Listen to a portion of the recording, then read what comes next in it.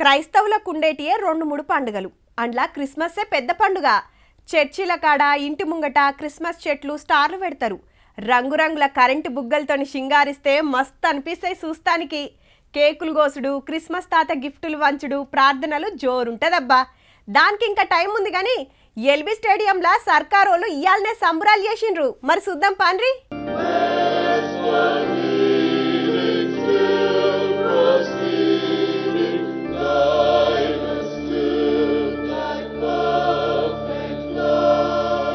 LB స్టేడియంలా Christmas సంబురాలు జోరుగా నడిచినాయి.